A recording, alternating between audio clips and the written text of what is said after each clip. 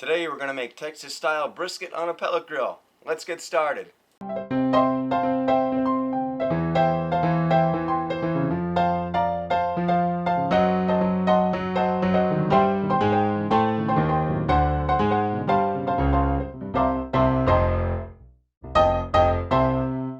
Hello everybody, Chef Bob here, and today we're going to make a Texas style brisket on the pellet grill. So we're going to start with, we just have a store-bought brisket here, beef brisket. This one is just a little over 10 pounds.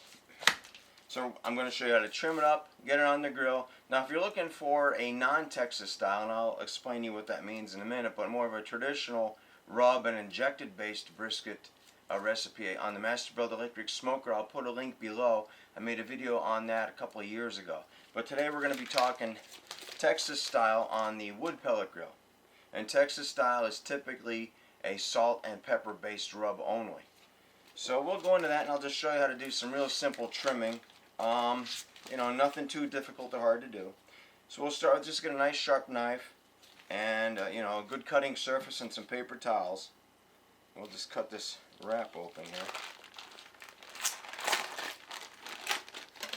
Now there's also a debate on whether or not to wash your meats in the sink or not. So we'll follow the latest guidelines where they say don't wash it, and we'll just wipe it off with some paper towels here. You just carefully remove your wrappers and throw it in the garbage. Now we have some paper towels here, so I will just pat off the the blood and the juices here, and then we'll start trimming it up. And the reasoning is not washing off is they'll say all the germs and bacteria and stuff in the blood from the packing materials will get all over your sink, and it'll contaminate the rest of your kitchen. So we'll follow those guidelines. Okay. Now, if we look at this, we're going to get rid of the big chunks of fat, primarily for home cooking. We're not doing a competition style trim. Where competition style, you're probably going to cut a lot of the small parts off and really trim it up square into shape. What we want to do is we just want to get rid of any of the big chunks of fat and stuff, so that it just turns out pretty good. So as you can see, if you look at this view, you're going to see a lot of fat, and most people say trim it down to about 1/4 inch. The thing what I like to go by is if you're going to cook it on a hotter grill, you're going to want to keep a little more fat to protect it. If you're going to go lower and slower, you can get by with less fat. So 1/4 inch is typically a good all-around rule of thumb. So we'll try to abide by that, but this isn't going to be a hot and fast. Hot and fast would be, say, 350 or 400 degree pit temperature, and then it would be for less hours, and you'd want a little more fat on here to protect it. We're going to do more of a low and slow, 225. You could technically go 200 to 250 is like your low and slow temp, so 225 to 250 being your most common. So there's really nothing to it. You just start trimming away at the fat. And if you cut too much and nip into the meat, that's okay. In fact, when you get your seasonings and your bark and all that flavor, it won't penetrate the fat. So if you want to get that flavor into the meat, I've already seen a lot of cooks, pit masters trim it all the way down to the meat. Not for a competition, but primarily for, say, your home use. So we're just going to go through this and keep trimming it down. Now I'm going to continue on this side. On the meat side here, on the top side, there's not so much. You'll just want to try to trim off any of this stuff. If you want to get some of the silver skin off, we'll get this big piece off of here. Oh, and one tip is you'll want to try to have your meat cool. It makes it a lot easier to cut off the fat when it's cooler, because as it gets warmer, this fat's going to get real soft and greasy and a lot harder to trim. So as you can see, I'm trimming away pretty good at this. I don't believe in leaving a lot of extra fat on it, because again, your rub and your seasonings, in this case our salt and pepper, isn't going to get through the fat. So if when you go to eat it, you cut the fat off, you're throwing away all that flavor, which doesn't make any sense to me. You've worked hard to get this flavor, So why are you going to cut it off before you serve it?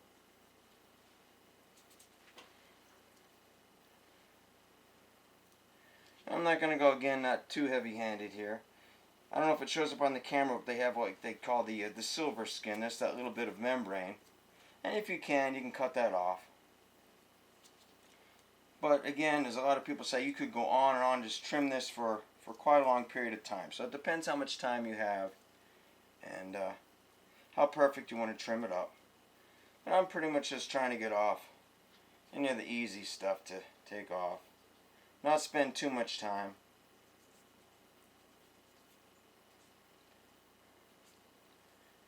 Now when we talk about Texas style barbecue, there's probably one name that comes to mind the most, and that'd be Aaron Franklin from Austin, Texas, at Franklin's Barbecue. World famous barbecue, arguably the world's best Texas style brisket. That's what he's known for. So what I'm going to do is I'm going to trim up the rest of this. I won't spend up all the time on the camera. I'll trim this off camera and I'll bring you back when I finish trimming it. And you'll see what it's like. Primarily, again, we want to cut all the thick stuff off, loose stuff, any membranes or stuff like that. So I'll bring you back here in a couple minutes when I finish trimming it.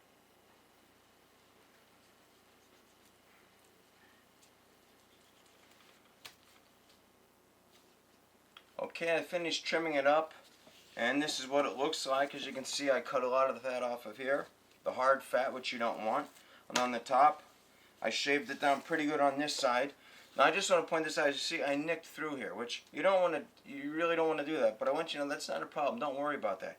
If you accidentally go through with the knife, you're just going to get more seasoning and flavor through there. We're going to cook it low and slow. So again, I've seen some pit masters actually shave this right down. You know, depending if they're not really going for a competition cook. You know, you just shave it right down so you can see the meat all over. And that way you'll get the flavor, the bark, the seasoning is going to run into the meat because it's not going to go into the fat. You're going to render the fat down and make it tender, but it's primarily inside. So don't worry about it if you nick the meat like that. This is what we have. We start with a little over 10 pound, and I just weighed this just to give you an idea of how much to trim. And I have a little over 2 pounds, about 2 1/4 pounds of fat and stuff that I trimmed off. So just to give you an idea, about 10 1/4 pound, and I threw away about 2 1/4 pounds of trim. So we have about an 8-pound brisket left ready to go. And again, I'll just show this to you to give you an idea of how to trim it up. So you can see that I tried to get that down fairly thin on this side. I didn't want it to be too thick here. So now what we're going to do is we're going to focus on the rub. Give me a second to clean this up. We'll make the Texas style rub and get ready to throw it on the pellet grill. Be right back. Okay, Texas style brisket. Texas style brisket, at least I define it by, and I believe everyone else defines it by, a rub consisting of nothing more than coarse ground pepper and coarse ground salt. And it varies a little bit with what you want to do as far as what I mean by that is the ratios. Aaron Franklin likes to do a 50-50. Harry Sue likes to do, say, 60% pepper versus 40% salt. And the one key thing I'll talk to you, remind you about, which could happen to you if you're not careful, you want to keep the same coarseness of both. What I mean by that is if you have a very coarse ground pepper, but you use finely ground salt, then you're going to have a lot more salt to pepper if you measure by volume. So if you say 1/2 cup of coarse ground pepper and 1/2 cup of fine ground salt, you're going to have too much salt in your mixture. It goes the opposite way. If you use really coarse ground salt and a fine ground pepper, you're going to have a lot too much. You're going to have too much pepper. So try to keep them the same. Or one way to avoid that is to weigh them. So I weighed these out. First I measured by volume 1/2 cup of black pepper. I saw what the weight was. I used grams, and then I measured out an equivalent amount of weight of the coarse ground salt. And it should equal also about 1/2 cup. But this way, by going by weight, you're more guaranteed of having the ratio you want, whether it be 50-50, 60-40, whatever you prefer. So this is your Texas style rub. Just coarse ground salt. I believe Aaron mentions number 16 mesh. And when you buy coarse ground pepper, sometimes you'll see it mentioned just by the mesh size, number 16, number 12, or 30 for like a table ground. The larger the number, the finer the grind is. And sometimes you'll see it listed as, say, 10/20. That'll mean it's ground fine enough to fall through the number 10 mesh, which is our large holes, but it's too big to fall through the second number, which if it were a 20 would be a 20. So that means a 10/20 coarse ground means you're anywhere between those two. It could be a 12, 14, 16. So you're going to have a little variation. As opposed to if something's called 16 or 12 mesh, it should truly be that size. So that's just a point of reference for you. Now, so this would be your basic Texas style. We put this on here. We sprinkle it on here liberally, right? Some like to do a very light coating. Some like to do a heavier coating of it. Some do one side. Some do both. We're going to do both sides, and we're going to do, say, middle of the road. Not too light, not too heavy. Now I'm going to make one change to it. So this is ½ cup salt, ½ cup pepper. And we're going to use a modification that Harry Sue Pitmaster, Champion Pitmaster, recommends. He uses some celery salt, or celery seed. Excuse me, celery seed, not celery salt. We have about a 1/4 cup. So ½ cup salt, ½ cup pepper, 1/4 cup celery seed. We're going to add that into the blend. Now, another popular additive, which you could say isn't the true Texas style, but I think it's widespread enough where you could still call it a variation of the Texas style brisket. And that's where you add some granulated garlic or onion powders. Now again, you don't want to use fine ground, you want to use granulated again, and you'd want to go light on these. I measured out 1/8 cup of onion, granulated onion, 1/8 cup of granulated garlic. So we're going to throw those into the mix. Now again, you don't have to. You can just use the traditional salt and pepper. And I explained you how to do that. But we also added, in this case, I want to give you another variation, some ideas. So I added the celery seed and the onion and garlic. A lot of times you'll see it abbreviated online in the barbecue forums as an SPOG rub. Salt, pepper, onion, garlic. Alright. Now, you can just sprinkle it on there by hand, or if you have, I have an old rub bottle that I had saved. I'm just going to put some carefully in here. Maybe not so carefully. Let me just do it this way. And I'm putting it in the shaker bottle just so I can get it on the brisket a little easier, that's all.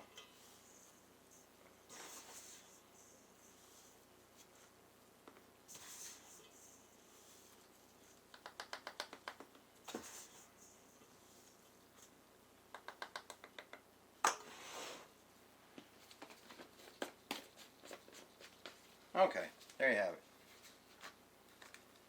Now, what we'll do is we'll put, like I said, about a medium coating on here. Oops. There we go. Let me pull this back here to make sure you can see it.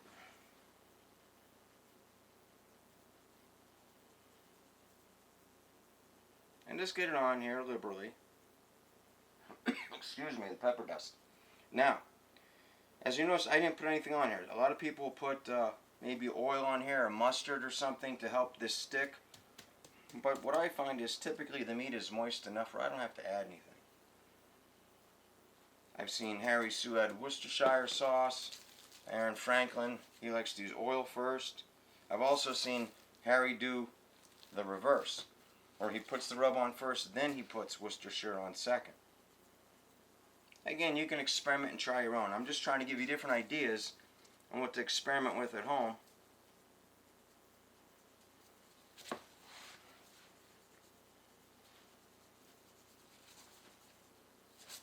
I'm just covering all the sides. Now, since I added the celery seed, onion, and garlic, I'm not so worried about getting too much salt and pepper. If this were salt and pepper only, you got to be a little careful not to get too much to your liking. And that's why I believe some people just do one side. Because I know somebody who recently made one and they tried out a Texas style and it was a little too salty to their liking. They did both sides and they also used some more concentrated sea salt crystals. And I believe that was part of the problem, is that they didn't break down as well as the kosher salt. So there you have it. That's all we need to do. Is that simple. Trim it up, salt, pepper, onion, garlic, some celery seed. We're going to go out to the pellet grill and get that thing going at about 225. I'll see you out there at the grill in a couple of minutes. Okay, we're out here at the grill. I have it set to 225, which is high smoke mode, on this Cabela's grill, which is really a rebranded Camp Chef. So if you have a Camp Chef and you have a high smoke mode, you know it typically is around 225.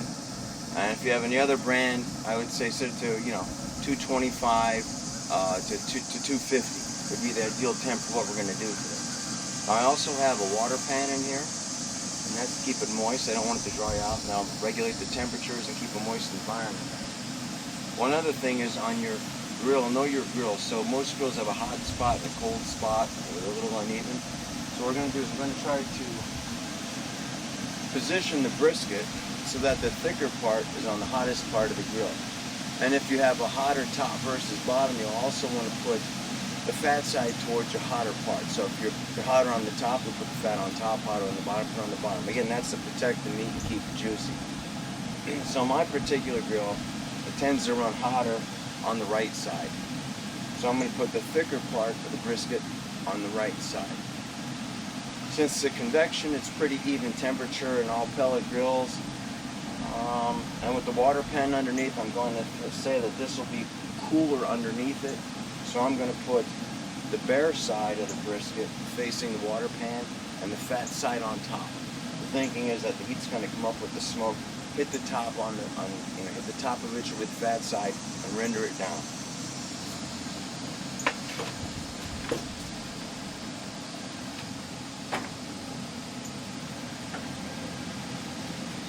One thing to watch out to on a lot of pellet grills is your heat typically comes around the edge, so you want to try to avoid placing the brisket too close to any of the edges. Now what I've done, if you can tell on camera, to get the water pan here, I purchased some additional, they're just generic racks, like a secondary rack. And I have two of them on here. So two of these generic racks on top allow me to put a water pan on the main grid, allow me to put the brisket above that. That'll also help me to get more smoke. Now, I'm not going to use it on this cook. What I happen to have here, a lot of times you want to use smoke tubes to add more smoke. Since this is going to be on for a long time, probably 4 to 6 hours of smoke, and then we're going to wrap it for about 6 hours, and we'll get into that later.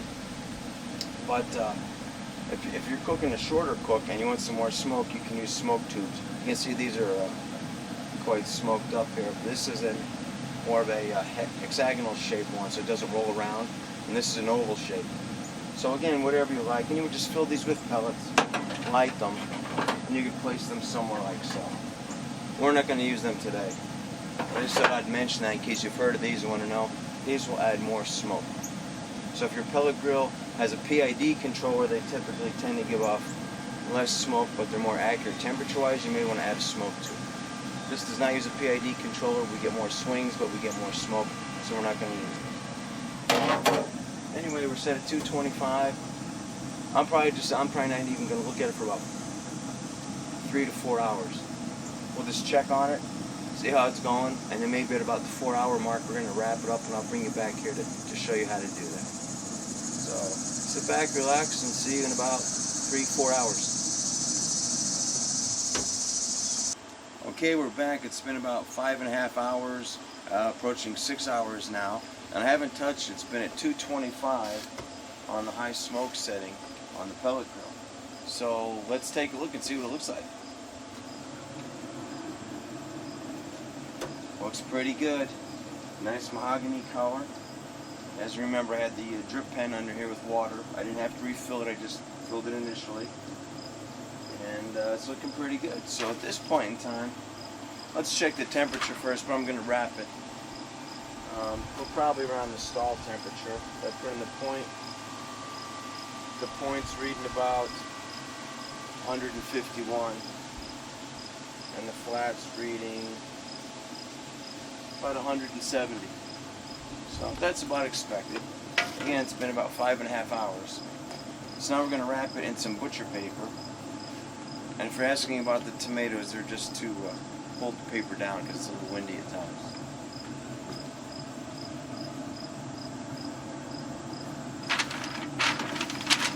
So there's our brisket. Get these tomatoes out of the way.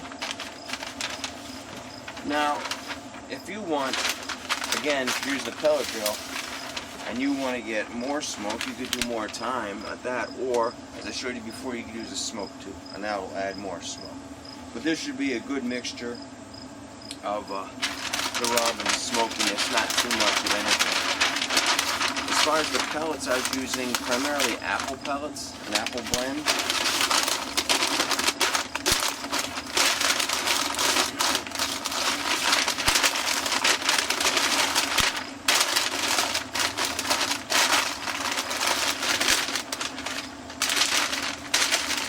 all you're going to do is just wrap it around there. Like so. Now, we'll put it on here again. Now this is where you have a choice. You just tell me to put it back on the grill. But at this point, since it's wrapped, we're not going to get any more smoke flavor. So it's really up to you if you want to continue it, finish it off on the grill, or take it indoors and use a conventional oven. So we're 5.5 hours in. We're probably going to do, I don't know, at least 3 more hours, maybe up to 5. So what happens is I'm probably going to take this inside. I put it on the grill right now, just because I'm going to be out here a little longer, because I also have a pork shoulder going over here on the Kamado. And I wrapped this one about an hour ago. So this one should be almost done. And when I take the pork shoulder off, I'm going to take this off and take it inside.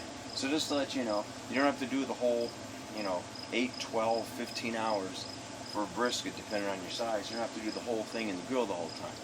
Once you wrap it, take it inside for convenience. I'll leave it out here for about another hour or so. I'll take it inside. So the next time I come back, I believe when we pull it out of the oven inside, we'll take a quick peek, and then we're going to let it rest.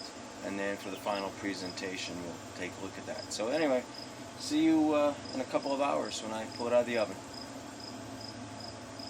Alright everybody, the wait is over. Here's the brisket. I wrapped it up in plastic just because I was moving it around. It was kind of greasy, the wrapper, and it's still kind of warm. But overall, it was on the it was out there on the grill for a total of 10.5 hours. We had 5.5 hours of smoke at 225 degrees. I then wrapped it in the red butcher paper, and then I put it in, I had it out there for another hour, but I put it up to 250. And then I brought it in here to the oven, to my normal gas oven, and put it at 250. And we finished it off until it hit an internal temperature of 203 degrees.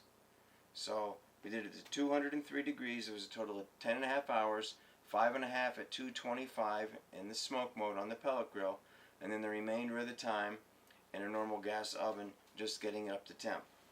Now I want to leave it rest for 2 hours, but it's only been about an hour and it's getting late, so I figured I better pull it out now.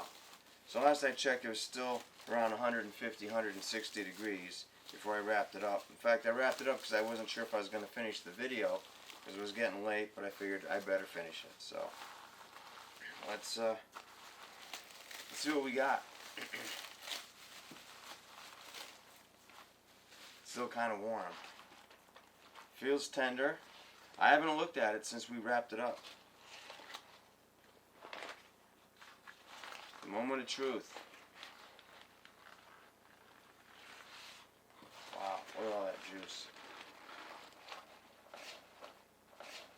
It's looking pretty good. Here it is.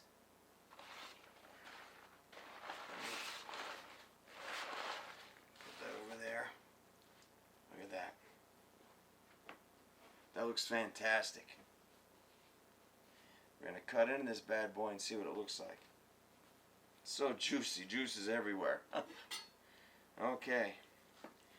So I'll take some off the flat. Let's see.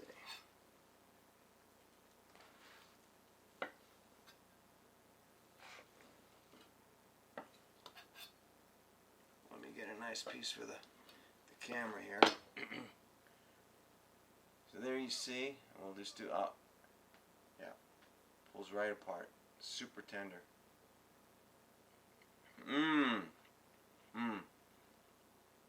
Super tender, moist.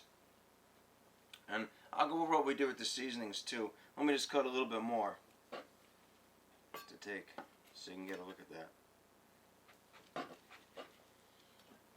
And that's just a nice, beautiful, well done throughout. And again, I cut this on the thick side, but it's nice and tender. Now here's the fat cap we left. Remember, I tried to shave it kind of thin, but that's probably like the 1/4 inch or so that everybody talks about. You can see it's just falling apart as I cut it here. And it's, you see how juicy it is. In fact, I gotta be careful once to fall apart in my hands. It's so tender. So, I mean, there you have it. We made a nice brisket. It was a 10.5 pound. We started with a 10.5 pound, or 10 1/4 pound, excuse me, 10 1/4 pound brisket. We trimmed off 2 1/4 pounds of fat.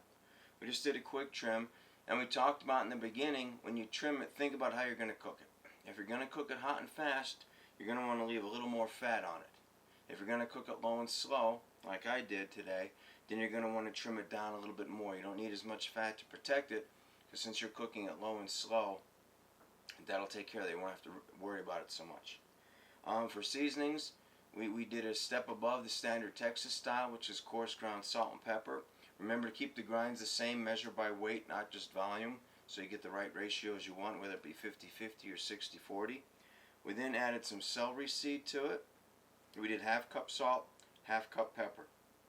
We then did, I believe, 1/4 cup of a celery seed, and then 1/8 cup of granulated onion and granulated garlic powders.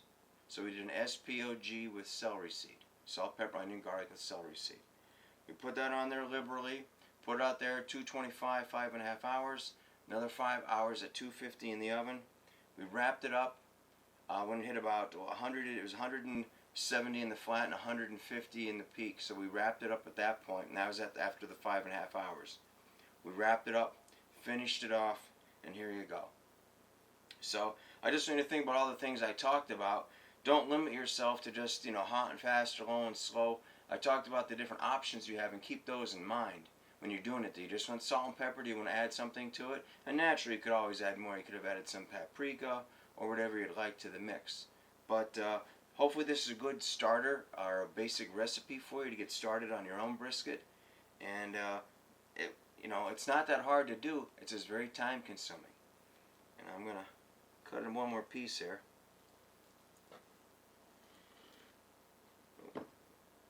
It's just, it's just beautiful.